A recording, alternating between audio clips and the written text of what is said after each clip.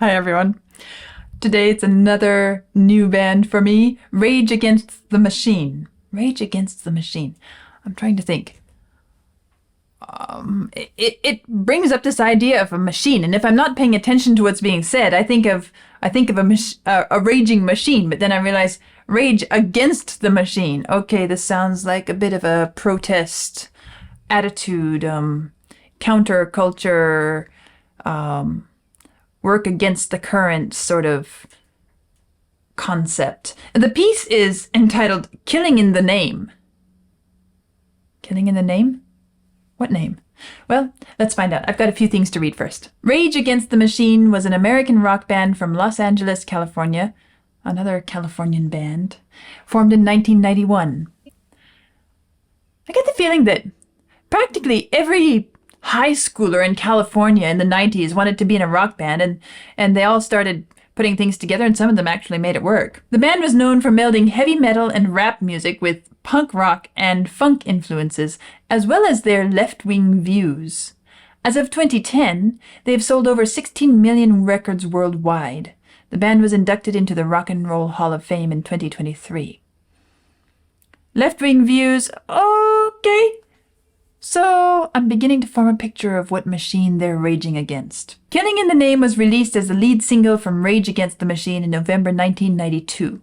It reached number 25 on the UK singles chart. In 2009, following a public campaign protesting the British talent show The X Factor, Killing in the Name became the UK Christmas #1. What a Christmas piece! In 2007, Killing in the Name earned a spot on Guitar World's list of the 100 greatest guitar solos at number 89. In 2002, Rolling Stone magazine listed Killing in the Name as the 24th in its 100 greatest guitar songs of all time, and as the 207th in its top 500 greatest songs of all time. In March 2023, they ranked Killing in the Name at number 38 on their 100 greatest heavy metal songs of all time list. Okay, a rock band, tending towards heavy metal with some other crazy stuff thrown in, has made both rock and metal charts. Rage Against the Machine, Killing in the Name. This could be pretty dark. Or it could be, I don't know, kind of playful, humorous. Although I'm guessing it's more towards the dark side. Let's see what it ends up being.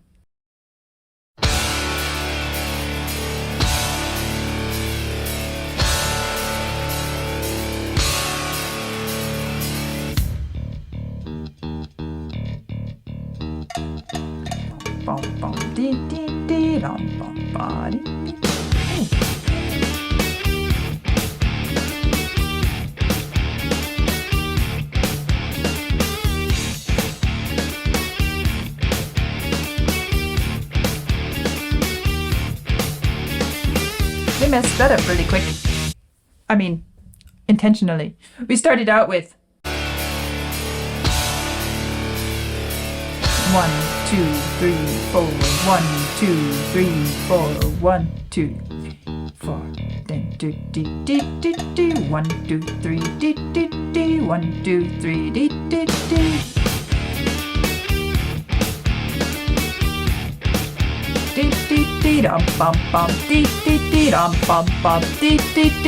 They chopped a little bit off the end suddenly, and now we're walking on, I don't know, 4.5 legs, 5 legs, something a little bit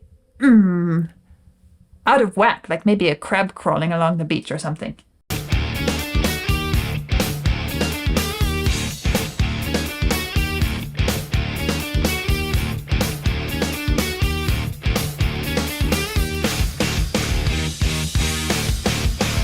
Now we're back to straight.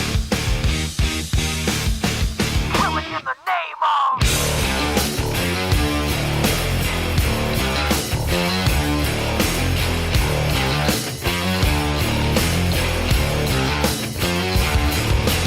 Some of those that work forces are the same that burn crosses. Some of those that work forces are the same that burn crosses.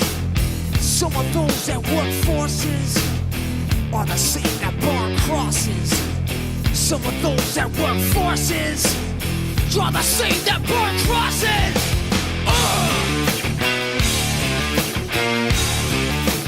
Killing in the name of.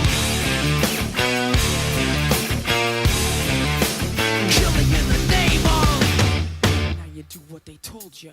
Now you do what they told you. Now you do what. It's so the way they have set this up, when we get to this line, now they do what they told you, and the vocalist is doing a really great job of this. It's like shock and horror and shame on you. Now you do what they told you, as if you're facing somebody who's so incredibly disappointed in you, and it comes through in the music. Killing in the name of. Killing in the name of. Now you do what they told you. Now you do what Kind of like your mom. Your mom. Now you do what they told you. Shocked. Now you do what they told you. Now you do what they told you. Now you do Now what she's they getting told mad. you. And now you do what they told you. And now you do what they told you. And now you do what they told you. And now you do what they told you. And now you do what they told you. And now you do what they told you. Those who died are justified for wearing the badge and your chosen white. You're justified. Those that died for wearing the badge and your chosen white. Those who died are justified for wearing the badge and your chosen white. You're justified. Those who died for wearing the badge and your chosen white. Some of those that work forces are the same that burn crosses. So But the political message is very clear in this piece, and you know, I always have this question in my mind: what is the most effective artistic means of communicating a message? Because art is not always political, but it can be. And music is not always political, but it can be highly effective. And it always interests me the way different artists choose to use their voice. Some very obliquely, some very symbolically, others very directly. And this is one of the very direct ones, isn't it? The other thing that I'm kind of balancing and deciding in my mind whether I like it or not, or if I can appreciate it fully, but this is one of those incredibly repetitive pieces. Not just musically, not just sonically, but lyrically as well. What is being done with this repetition? I mean, if I read through the lyrics, which I have in front of me here, it starts to feel very dull. And now they do and now you do what they told you, and now you do what they told you, and now you do what they told you, and you start to think, and how many times have you said this? What's the point? But the way they deliver it is actually highly effective, and it's actually a good kind of model for studying the building up to a climax with very limited means.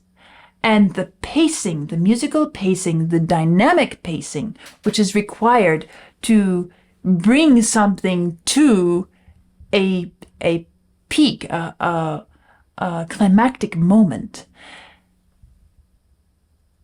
In some ways, I'm tempted to say this would be a really good class example to students. If you're trying to teach somebody how to pace and the different elements to control, this is so easy to follow what's happening, so easy to see what's happening.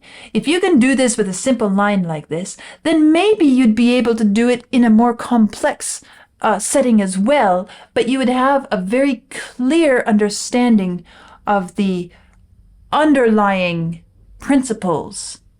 So you're not just relying on whatever complexity is going on to carry you there. You, as the performer, would have a better handle on the nuts and bolts of it. And so I kind of like that this is showing us the nuts and bolts of how to bring something musically to a climactic point. This is the climactic point.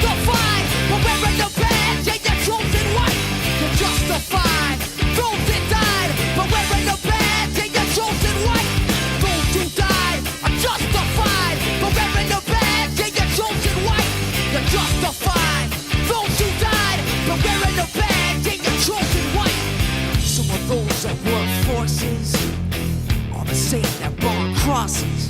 And we have very clear sections. Forces are the same that burn crosses. Some of those that work forces are the same that burn crosses.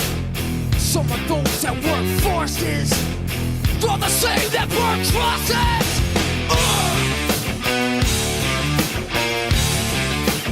Killing in the name of. Killing in the name of. Now you do what they told you. And now you do what they told you. And now you do what they told you. My mom is so hurt Do what they and told you. destroyed. What they told you. You're under control. And now you do what they told you. You're under control. And now you do what they told you. You're under control. And now you do what they told you. And it's being colored and shaped and changed. And now you do what they told you. You're under control. And now you do what they told you. You're under control. And now you do what they told you. Those who died are justified. But wearing the badge, they get chosen white. You're justified. Those that died, but wearing the badge, they get chosen white. Those who died are justified. But wearing the badge, they get chosen white. You're justified. Those that died, but wearing the badge, they get chosen white. Come on.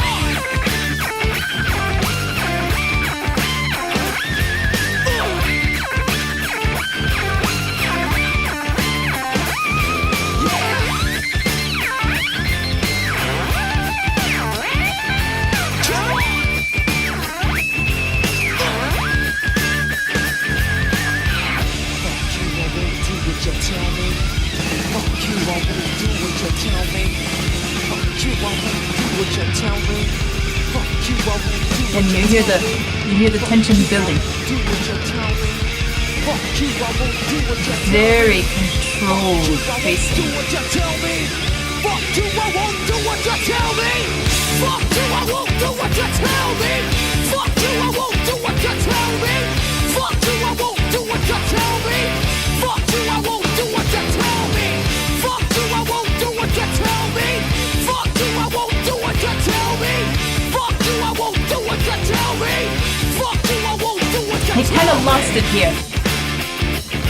Motherfucker!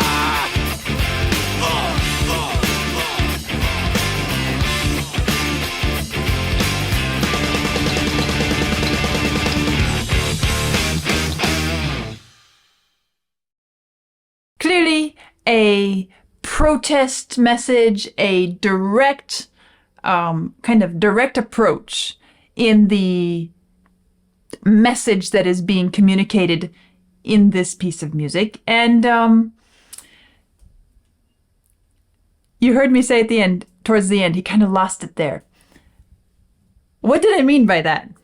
Well, I'm going to put on my music teacher's hat and be critical of how this came to an end, because I was impressed with some of the early sections and how well controlled and well paced and effectively they were taken from the start to the end.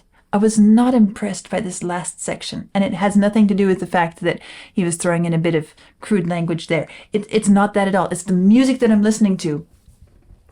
And in a way, I'm kind of sorry that there's this language here, mostly because I would probably use this in a classroom setting with some young kids if I could, but I don't think I can do that.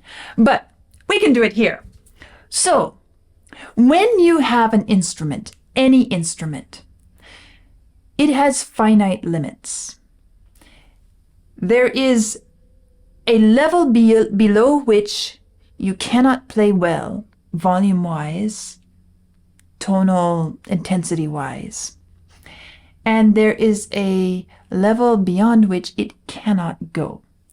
Every different instrument has different limits. A harp is different than a piano, is different than an electric guitar, is different than a violin, is different than a voice. Here I'm talking mostly about the voice because the singer is the one who was really pacing this. And as I said, I was impressed with most of what he did till we got near the end. And this last section, I won't do what you tell me, I won't do what you tell me. It started to build so wonderfully well. And then about 2/3 of the way through, he reached his limit. He wasn't able to build any more intensity, and we still had 1/3 of this repetition to get through before we get to the final expression, which was meant to be, ought to have been, the great climactic musical moment. And it fell flat because he couldn't carry that build-up any further. Now, what do we do as musicians? Because sometimes we have to, the music calls for something more than we can give. There's some little secret tricks, and I guess not really secret, but, kinda. You have to know them in order to be able to use them. And this is a great example. I've talked about this from a different angle on some other pieces. I guess one of them was Deep Purple's Child in Time. And I talked about how incredibly compelling the form of that piece was and the musical shape of it was. If you remember, it came to a climax and then it dropped down again. And then it grew to another climax, which gave us the impression overall of this massive build-up to a climax, and it's so overwhelming at the end. Truth is, they didn't have enough resources, vocally, instrumentally, to take us all the way where we imagine they went. And so that drop-off and then the return was the secret ingredient in the recipe which makes Deep Purple's Child in Time so incredibly effective. Why am I talking about that? Well, because here, in this last line, I won't do what you tell me, I won't do what you tell me, he starts to build and build and build, and then he kind of reaches a plateau, and there is no more building to be done. Maybe his voice isn't up to it, maybe he just lost the artistic vision, energy that you have to have in order to keep it going, but it was lost. What to do? What to do? We still need some more. Well, if you're ever in that situation, whether you're trying to write music, whether you're trying to perform music, whether you are, I don't know, doing anything else to which it applies, try backing off a little bit. Just a little back off. In the moment, the listener might not be sure what's going on, but it gives you another chance to ramp up again. And if you back off just before you reach your limit, so let's say you go up to 90%, then you come down a bit, and then you go up again, this time to 98, 99, even 100% if you're comfortable living that close to the edge. Then that final, fullest point, climactic point, you feel the progression all the way through. I feel like he should have done this in this ending. Well, I'll take off my critical music teacher's hat right now, because as I said, up until this last section, I was impressed. I was, looking at the lyrics, I was thinking, am I going to feel more stupid after having listened to this piece? Because there's really not that much in here lyrically. But no, I appreciated and enjoyed the wonderfully visible example and demonstration of what happens musically when we build a climax until the end. And that's how I would have handled the ending, or encouraged them to handle the ending, to make it just a little bit more impactful. It just left me feeling a little flat at the very end. Have to give them credit though. This is not an easy piece to perform well because of these particular challenges in the piece. And yeah, it's well done, in spite of the fact that I was critical towards the end. So there we have Rage Against the Machine, Killing in the Name. And not a bad first experience with them, in spite of the fact that, yeah, okay, it's not my normal type of music, but I can appreciate what goes into it. Well, we'll see what comes next, and I'll see you soon.